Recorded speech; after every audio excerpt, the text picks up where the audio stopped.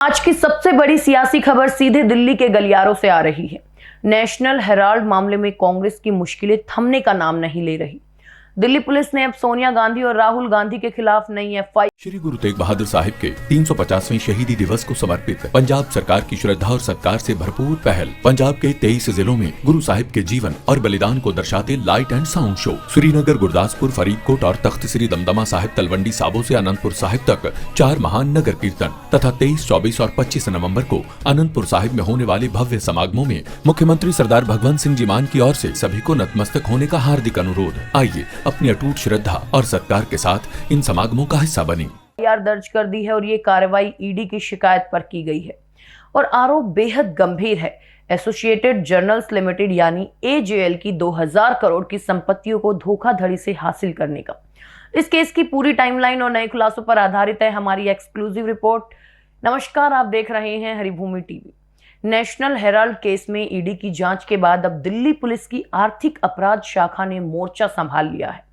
सूत्रों के मुताबिक ईओडब्ल्यू ने सोनिया गांधी और राहुल गांधी सहित 6 अन्य लोगों और 3 कंपनियों के खिलाफ नई एफआईआर दर्ज की है।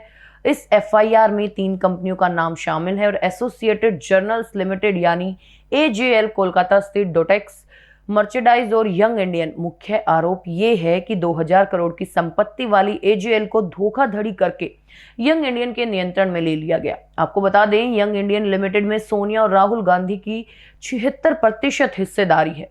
ये एफआईआर कोई नई नहीं है। इसे ईडी की हेडक्वार्टर्स इन्वेस्टिगेशन यूनिट की शिकायत पर 3 अक्टूबर को ही दर्ज किया गया था, लेकिन इसकी जानकारी शनिवार को सार्वजनिक हुई है और ईडी ने अपनी 2008 से 2024 तक की जांच रिपोर्ट दिल्ली पुलिस के साथ साझा की थी, जिसके आधार पर ईओडब्ल्यू ने ये कार्रवाई की।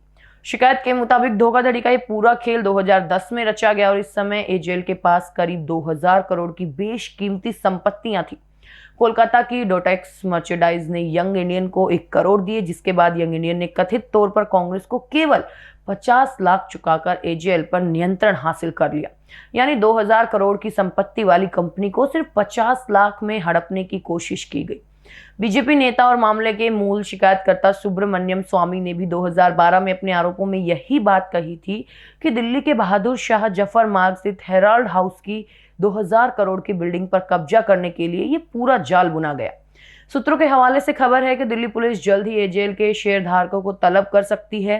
ये जानने की कोशिश की जाएगी कि क्या एजेएल का नियंत्रण यंग इंडियन को सौंपने से पहले कांग्रेस पार्टी ने इन शेयर धारकों से कोई आधिकारिक अनुमति ली थी या नहीं।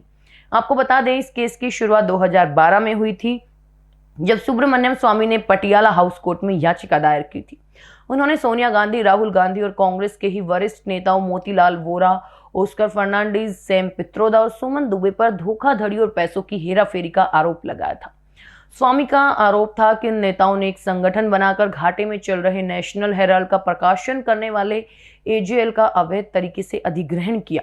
हालांकि इस मामले में जुड़े आरोपी मोतीलाल वोरा और ऑस्कर फर्नांडीज का निधन हो चुका है और इस बीच राउज एवेन्यू कोर्ट में ईडी की चार्जशीट पर संज्ञान लेने का फैसला भी तीसरी बार टल गया है।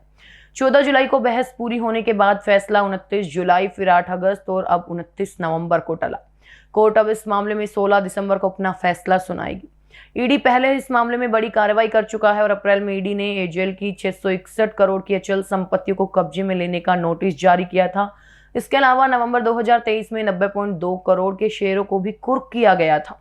ईडी ने मुंबई के हेराल्ड हाउस की 7वीं, 8वीं और 9वीं मंजिल पर किराए पर दी गई जगह का किराया भी सीधे अपने खाते में ट्रांसफर कराने का नोटिस जारी किया था।